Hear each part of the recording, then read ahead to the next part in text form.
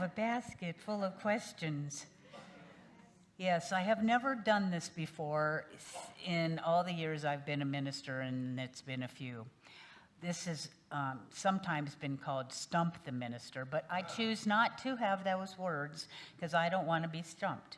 Now, I'm going to do my best to answer as many as possible, maybe all of them if I give a short enough answer. And the idea is about curiosity, and curiosity is going both ways. I'm curious about your questions. In fact, this morning, it's almost like going to an interview. I don't know if you've ever gone in an interview and you're asking yourself all the questions that you couldn't even imagine that could be asked, right? Anybody ever done that? It's like the mind goes, oh, if they asked this question, what would I say? It's like driving yourself absolutely nuts, but it's part of the human experience. I am also going to, most of you probably didn't put down a name, and if you did, that's fine too. Part of it is I'm going to answer these questions the best I can, and in fact, I'm going to say, Spirit, the divine, is answering these questions by means of me, so if you don't like the answer, take it up with my boss. Now, I may not know all the answers. In fact, I'm on the need-to-know basis. So if I don't have an answer, I won't make one up. Well, I might make one up. That's a really cool idea. And I will also find something that I might need to research because I'm curious about what the answer is. So just a few things about curiosity and what is the benefit of being curious. First of all, being curious and having curiosity, curious minds, opens new doors. The three most dangerous words, anybody know what they are? Anybody want to know what they are? Yes. I know that. Because when you know that, you're not open to anything more. And it totally can change the whole thing if you go, I wonder what more I could know instead of I know that, right? Or you could say, yeah, something to that effect. So you want to open more doors that way. And also, keeping your mind flexible. Again, along the same line of I know that. You don't learn anything new. And we want to keep our minds active, and how to do that is be curious. Be willing to learn. Be willing not to know. Be willing to research and be open to another idea. Deepening relationships. That also is really important. Instead of thinking and making assumptions about somebody or something, be curious about them, because there's so much more to a person than what we think about that person, correct? And you can learn more by just being curious and asking a question instead of, well, what's wrong with you? Did I say that? No, how can I support you might be a good question. Or what's it like for you to be in that situation? Let's say that a partner dies and or graduates, leaves their body. So if somebody passes, well, I know what that's like. No, I don't know what it's like. I know what it's like for me. But what is it like for you? So don't assume that you know something about somebody. Be willing to listen. And that deepens your relationship. Also, it brings greater meaning to life. I don't know about you, but I take things for granted. I do, and every one of us does. But what if we started to look through the eyes of wonder as a child and listening to the bird song and seeing things like as if I'm seeing things for the first time, even though you've been wherever you've been, how many dozens and hundreds of times? What can I see that's different? What can I hear that's different? And it also awakens the spirit. And curiosity leads to bigger questions. You might ask, what is life? What is the lesson? What can I learn from this situation? Which is always a good thing, because sometimes we don't understand something. And I like to ask the question of spirit, how does spirit see this situation? I know how I see it. But what is a higher view? So these are a couple things that I just wanted to share before I jump into the basket of questions. And, sorry. And let's see, what do we got here? What prompted me to choose E Squared by Pam Grout for our Soul Circle book? What prompted me is the divine within me. I did this last year, and I did this year. I had an idea for what the book study was going to be. It was going to be 7 Spiritual Laws of Success by Deepak Chopra, because it's easy, it's small, it gives points. But I didn't feel the energy. When I picked up the book and I started looking at it, my energy wasn't there. So I picked about 5 or 6 books off of the shelf, or they picked me, and I opened each of them to see which one had the energy. And this one had the energy. It's 9 spirit do-it-yourself experiments to prove that our thoughts create reality. And behind that is the small groups are meant to deepen relationships with each other. You all know a lot of things. You might learn something new from this, but even more important, how many of you think you could have more fun in life?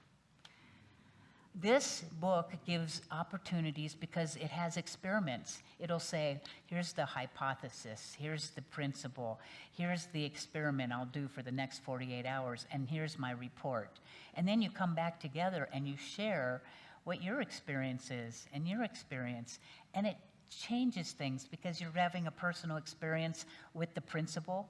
It's fun, and we need fun and we need more connection more than ever in our world, don't you think? Yes. Okay, that's how that happened. Okay. What are the 4 agreements, and why are they important in the New Thought movement? Well, I can share the 4 agreements, and you can probably do that too. We actually did the 4 agreements as a Soul Circle book before. So who knows what the first one is? Be impeccable with your word. And I'm only going to give like a sentence or 2 behind that.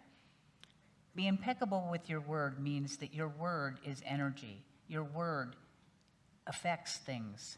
Your word has the power to build or destroy, to create or kill.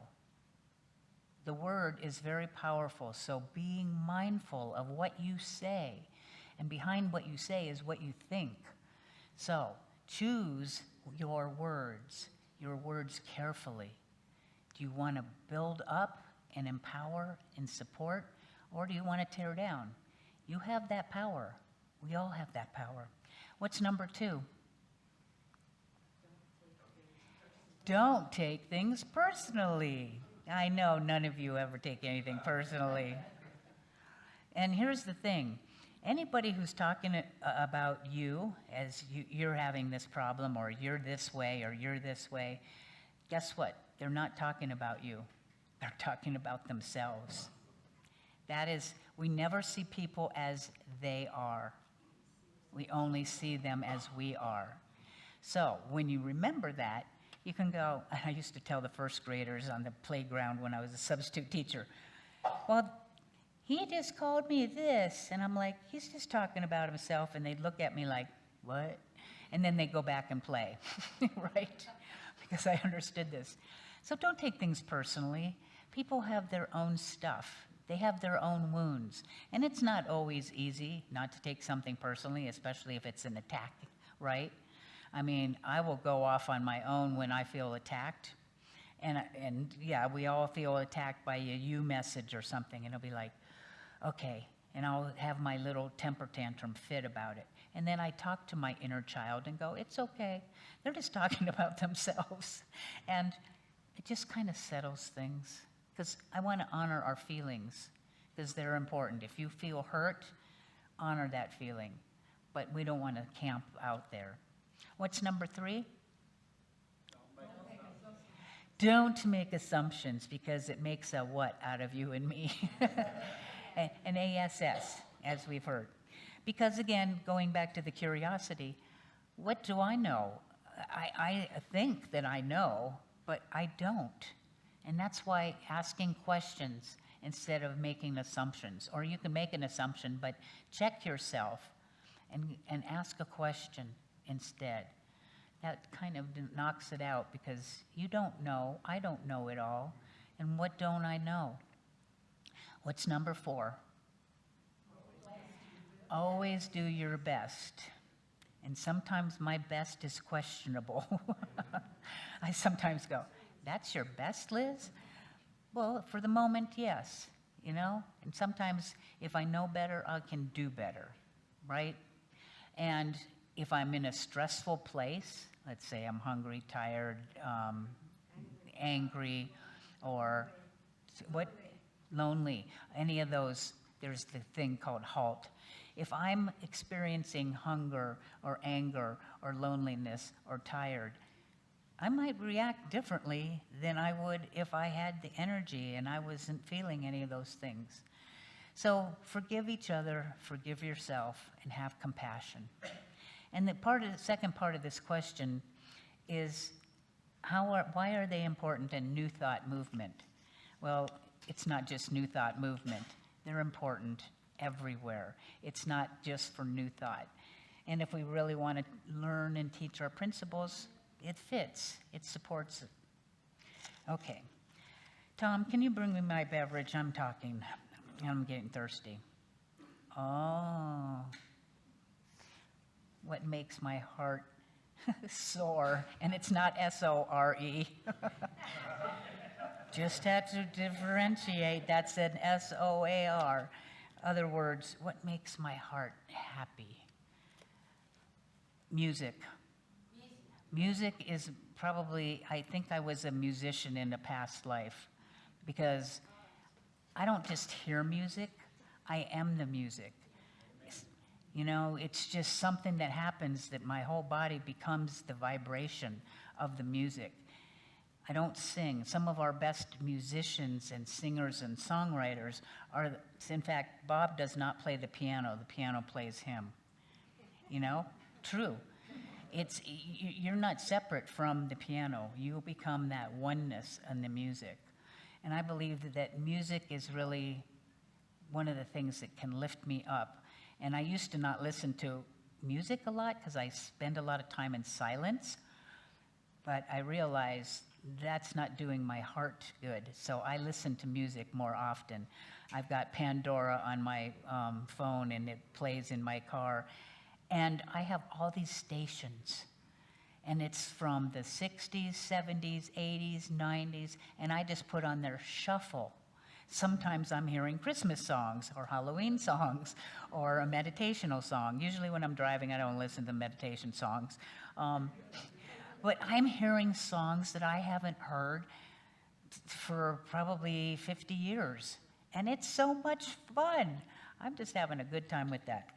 Besides that, what makes my heart happy, I'll just use that word instead, is my little dog Shadow. Because I look at him and I just melt. He's just so adorable. And nature, which I don't get enough of, hugging trees.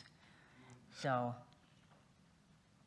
or being near water, because we're just a little drier around here. Yeah, speaking of dry. But I love the sky. I love the New Mexico sky. And I just look at those clouds and I'm blown away. I have a new word for the cloud formations, Gigunda. They're Gigunda clouds, those big ones that just keep going, and they're amazing. Okay, I can set that one over here. Your questions are very cool. I'm just like, what's next? How can we support you? Aw, just asking that question makes my heart happy. Pray for your minister. Know good things for your minister. Know that I have a healthy body, healthy, joyful mind, that everything that I love. Oh, and you can know that there's a right and perfect partner for me at the right and perfect time. It's all in consciousness. So if you gave thanks every day knowing that everything that Reverend Liz loves and would love to have in her life, that she's having, and you give thanks for that, wow, my life is going to take off. And I'll be like flying. I won't even be able to, come back down to ground. Thank you for that question. How is Unity Santa Fe involved with tribal culture here?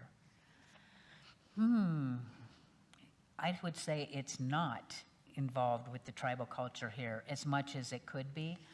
And I personally would like to bring tribal chiefs, masters, speakers in to give talks. I don't know any. When I've gone to some of the indigenous festivals, I've asked the question. I haven't had an answer yet. But how are we involved with the tribal culture? That's something that I think I would like to see more of. I would like to see a drumming circle here, but that's part of the culture.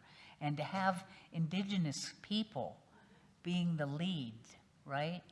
I'm actually of an indigenous background in my ancestry. Chief Little Turtle of the Miami Indians in the western part of Ohio.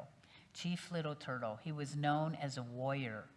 And this was back in George Washington's day, where they'd do treaties, and then they would turn around and break the treaties. He was known as a warrior, very fierce warrior. But one day after witnessing so much death, that he just said, this can't continue. And he became a peace warrior. And what happened was the tribes around actually thought he was a traitor. And from what I understand, he went to Washington and met with George Washington, and George Washington gave him a sword. And there's actually a picture of Little Turtle who is signing a treaty in Illinois with, it's the green something.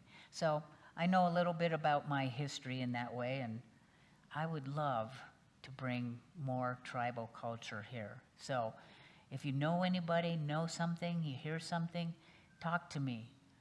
We can bring more tribal energy because they got it going on compared to the, yeah, we just won't go there. We won't go there. Could we have more meditation? Absolutely. And I would like whoever wrote this to come talk to me, because I don't have to be the person to lead more meditation. We can have others who volunteer, who would like to do. We could have a meditation before the service. It just wouldn't be in here because that's when our musicians are practicing. They could have a meditational circle in the youth area. That's an idea, but I personally can't do that. We have, you can play a CD. And if anybody's interested in facilitating, I have a CD called Sea of Self. Hands down, you don't have to lead the meditation. Just put the 8-track. I'm going, the 8-track player that I'm sure I have. Telling you, I'm going back in time with that music thing. A CD player with this Sea of Self. Dr. Harry Moses, he's a minister. It's beautiful. It's meditational music, but then he talks behind it. I just need somebody who would be willing to lead that, and let's set it up. And you could have actually a group who somebody says, I'll do the first, second, third, or fourth Sunday. That's an idea. I'm grateful to Brendan, who wanted to do meditation on Tuesday nights, and he has been on it, and there are some people here that just go every single Tuesday. So there's more options for meditation, and meditation and silence is one of those things that's beautiful, and it's really where we connect. So yes, we're going to have more meditation because somebody wrote it down, and that means it's coming. Does Unity have a teaching about reincarnation? Not specifically. It doesn't really talk about reincarnation as a unity. Now, if you were asking me, do I believe in reincarnation? Yes, I do. I believe that we can come back into bodily form, or we can just stay in the form of who we are on the other side of the veil. Personally, energy never dies, And there are some kids that are coming into this world, and we've heard stories where there's no way they could know what they know. So yes, I believe in reincarnation, a teaching for unity, not that I'm aware of, and I think that's a question that's been asked before. By the way, some of these questions you might find the answers to on our website, because I think there's a website page, right, Brendan? Isn't there a page where there's questions, frequently asked questions? Just say yes. That sounds good. He's like, mm-hmm. Do you still have your dog? Yes, I still have my dog, and he's here today. You might not see him on a lot of Sundays. The reason is he has two moms. Why does he have two moms? Is because on August 6th of 2022, I facilitated a memorial service for Diane Carlson. I didn't know her, but Victoria Marr knew her. So she actually, during the service, had this little dog named Shadow in her lap. And I had been thinking about getting a little dog. And it happened to be that she needed foster care when I was coming back from Hawaii. And that's when I was going to look for a little dog. So October, November, December, she needed foster care. I thought, oh, perfect, because then I could see if I liked having a dog 24/7.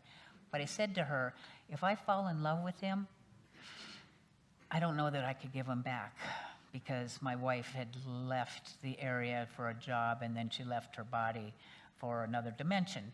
So, having said that, I fell in love with Shadow. How could I not? The little guy doesn't bark. He's cute as a bee.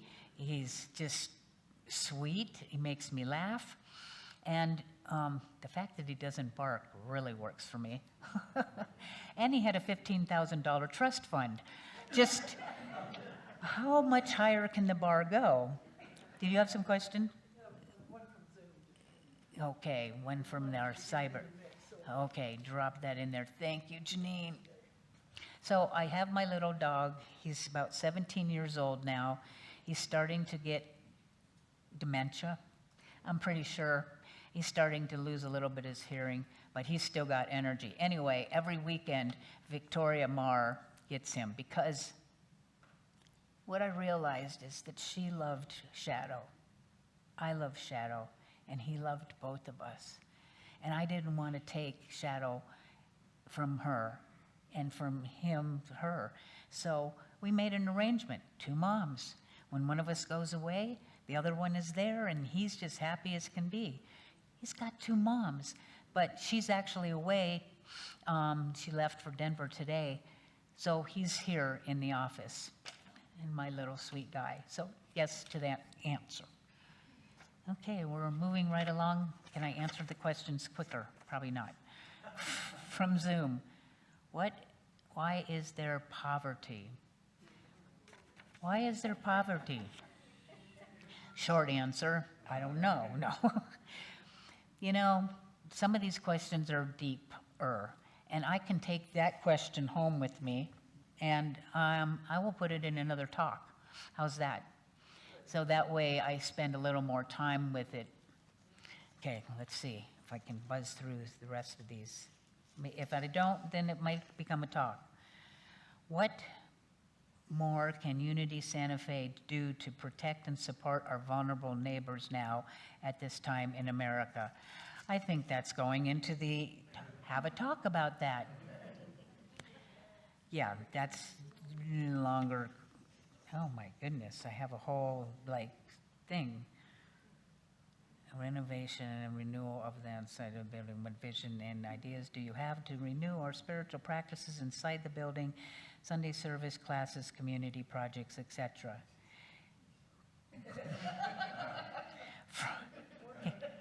From the board president. We're going to have a talk. Okay, I think I have two left. What does Unity believe about the soul? When we die, where does the soul go? For how long? Does it reincarnate? Oh, only 4 questions there. Okay. Well, I want to answer when we die, where does the soul go? I'll tell you when I die. For how long? This is a longer question that I could spend some time with. This one, if the person who wrote this question would like to talk to me, and just let me know that you're the person who wrote that, I can put that in the, guess what I'm going to talk about? Why not? And last but not least, I like this one. How can I get rid of negative thoughts and keep them from coming back? Put them on a piece of toilet paper, put it in the toilet, and flush it. You can't come back. You're gone. How's that? Does that work for you? Okay. Well, and we're pretty much at our time. Well, that was fun. Was it fun for you? Thank you so much. Okay. Well, I hope I helped with your curiosity. You helped with mine. And thank you. I appreciate your willingness to play this, and I might do this once a year, every year. Why not? I don't know why not. I'll have to think about that. Anyway, thank you so much, and let's give some more love to the joyful singers as they come back up.